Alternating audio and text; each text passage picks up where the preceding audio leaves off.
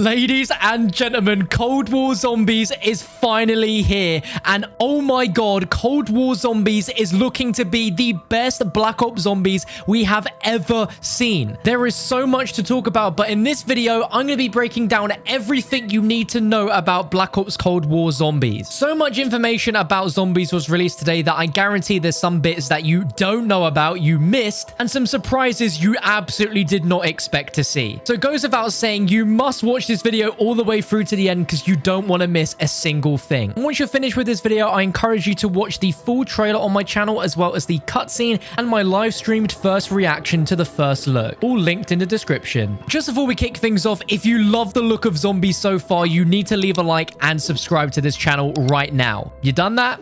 Let's go. Now, for months, we've assumed that this zombie storyline was going to take place in the Dark Aether, and Treyarch have confirmed that this new chapter is the Dark Aether story. That's right, set after the events of Tag der Toten, this is the Dark Aether. Taking place in the 1980s, Black Ops Cold War paves the way for a new zombies experience that celebrates the heritage built since World at War. It's fresh with touches of the familiar, if you know where to look. It's a new beginning laced in legacy, with the first map in the Dark Aether story being Die Maschine. And while set in the 80s, the origins of this reach even further back in history. The discovery of a World War II era experiment known as Project Endstation threatens to set off a new arms race between the superpowers as each side attempts to harness the dark power at the heart of it all. Now, at the end of Black Ops 4, our heroes in their various incarnations sacrificed themselves in order to collapse the multiverse and banish the evil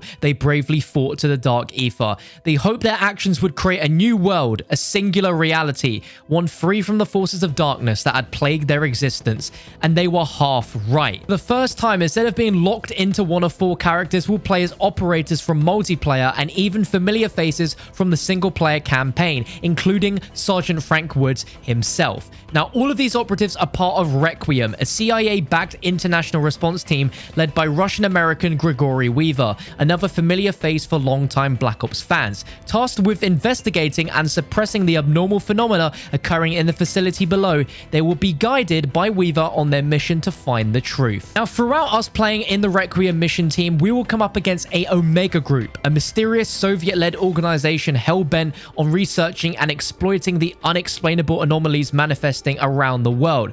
And one contact in particular, Sam, has access to KGB intel that may prove more than a little useful. And if you didn't already realize, the woman, Sam, is Samantha Maxis. If you don't believe me, in the intro cutscene, her lullaby from Tag der Toten plays as she's walking into the payphone. The number she types into the keypad spells Maxis, and she is Sam. We are seeing a full-on, grown-up version of Samantha Maxis in Black Ops Cold War Zombies, continuing the Aether story in the Dark Aether. She's all grown up, and I am absolutely mind-blown that that is happening. Now, let's talk gameplay. In many ways, Treyarch are bringing Zombies gameplay back to the foundations that we loved in previous Black Ops games, with some new twists and improvements along the way. We'll find fan-favorite perks, including Juggernaut, Speed Cola, and Quick Revive, complete with classic jingles and redesigned perk machines, as well as an all-new Elemental Pop perk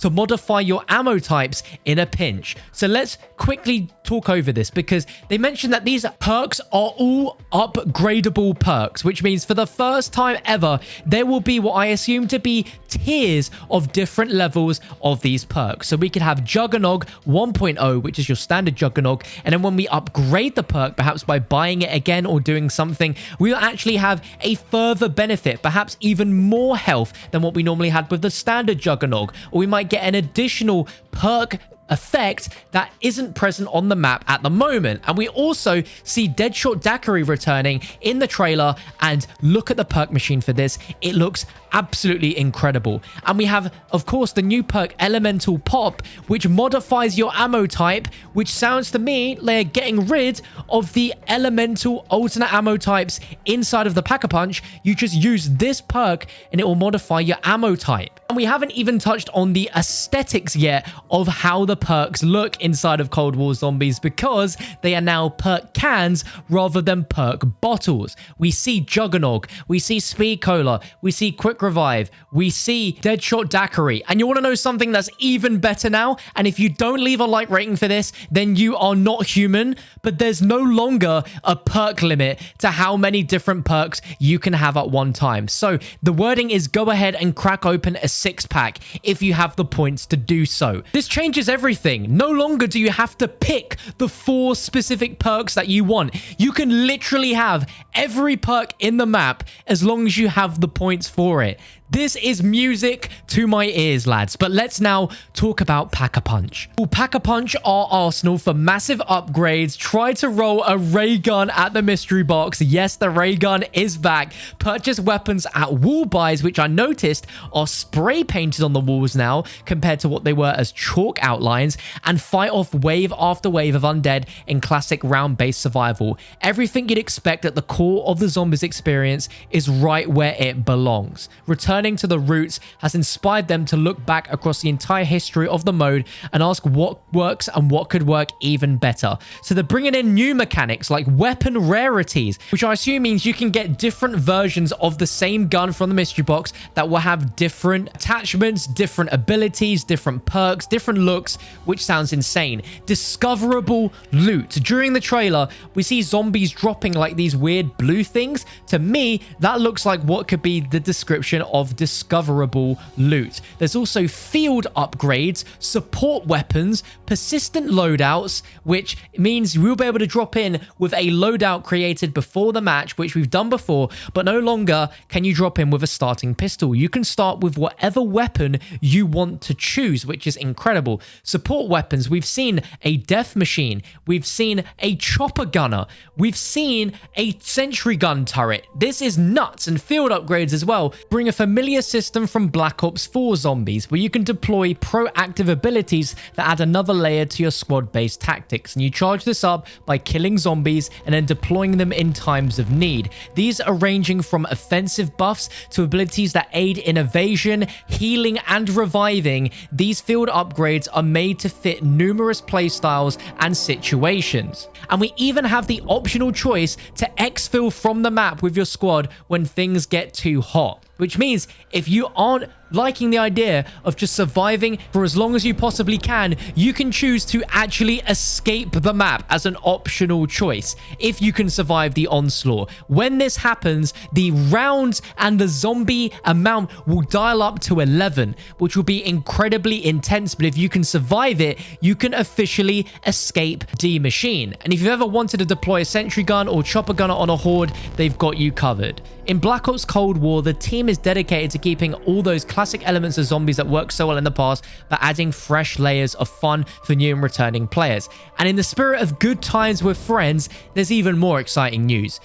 This is the most accessible and connected zombies to date, with cross-play, cross-gen, cross-progression, and unified battle pass system progression for the first time in zombies. That means the entire community will finally be united so they can play together with friends and with a much bigger player pool regardless of platform. Your progress in zombies is directly tied to the battle pass, so you're always rewarded whether you're playing zombies or multiplayer. Another huge deal, which is insane. This is absolutely massive, is they're delivering a series of free DLC zombie maps for the first time to further unify the zombies community across the board. Words can't express how excited they are to bring everyone together in more ways than one. But that means no more zombie season passes, no more having to buy DLCs. It will be free on all platforms at the same time. And if that wasn't big enough, they also teased one final thing.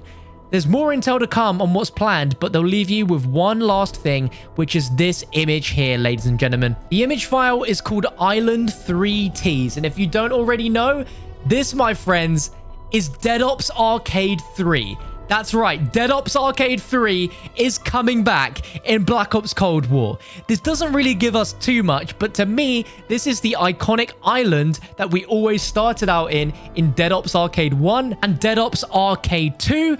But man, this looks insane. Right now, let me know your thoughts in the comment section on everything we've spoken about, the perk changes, the gameplay changes, how the map looks, the storyline, Samantha. I'll be bringing a ton more videos talking about this and many other factors about the storyline over the next coming days. I can't thank you guys enough for sticking around and watching this video. If you enjoyed, please drop a like rating, subscribe to the channel with notifications turned on, and I also have my own Black Ops Cold War Zombies posters, which just launched. If you guys want to grab this beautiful Wonder Weapon poster pack of 4 posters for $30, there's a link down below in this video's description. But thank you for watching, and I'll catch you for another video very soon.